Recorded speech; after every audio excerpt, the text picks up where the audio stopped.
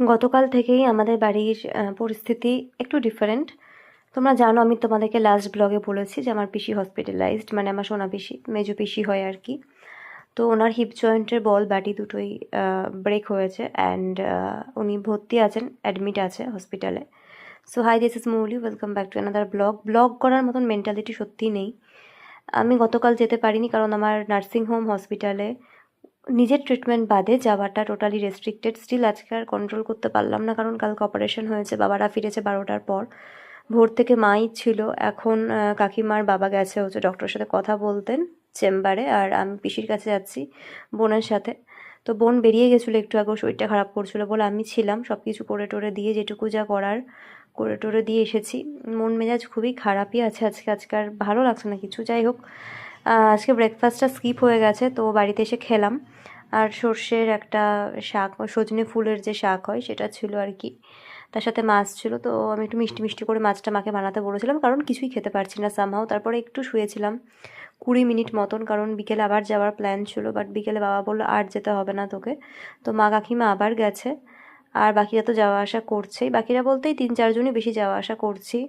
বেশি কষ্ট পাচ্ছে, এটাই একটুখানি কি বলবো আমাদের, মানে মন খারাপ, বাট কিছু করার নেই, এতটা বড় একটা ওটি হয়েছে। তো স্টিল ডক্টর বলেছে অপারেশনটা ভালো হয়েছে, বাট ভোগান্তি তো আছেই। যাই হোক, তারপরে তো এই যে কুলফি দাদাভাই এসেছিলো, কুলফি এখন খুবই খুশি, প্রায় 6 দিন পর কুলফি দেখছে।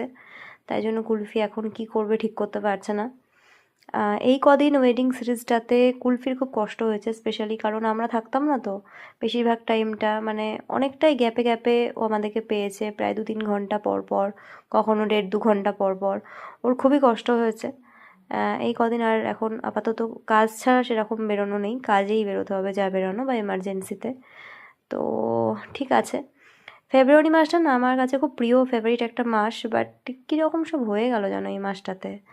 মাথা কাজ করছে না আমার মাঝে মাঝে। এতদিন তো চললো, ওয়েডিংয়ের প্রেশার ছিল তো ঠিক আছে, বাট অনেক বেশি হ্যাপিনেস থাকে প্রত্যেকটা বছর, জন্মদিন এই মাসে আমার, বাট জানি না কি হবে। যাই হোক, এখন আবার পুতুলাকে রেখে গেছে, তিশা একটু মন্দিরে গেছে, তো আমার কাছে ছিল। এখন সুকান্ত তাকে একটু খেলাচ্ছে, কারণ আমি কোলে করে নিয়ে ক্যারি করতে পারি না খুব একটা বাচ্চা এখন আর, যেহেতু পেটে প্রচণ্ড লাগে। মিডলে একটু চা খেলাম, আমরা ব্রেক নিলাম, দেন একটুখানি টুকটাক এডিট করছিলাম, কাজ করছিলাম। এখন মারা ব্যাক করেও আসলো, খবর টবর নিলাম পিসির। বাবারও শরীরটা খুব একটা ভালো নেই, অনেকটা হেকটিক যাচ্ছে বাবার প্রচণ্ড। যাই হোক, রাতে ডিনার করলাম গরম আলু ভাজা দিয়ে। So yeah, that is for today. পিসি এখন সুস্থ হোক, ভালো করে বাড়ি নিয়ে আসতে পারি, এটাই হচ্ছে এই মুহূর্তে চাওয়া। তোমরা ভালো থেকো সবাই, নিজের খেয়াল রেখো, টাটা।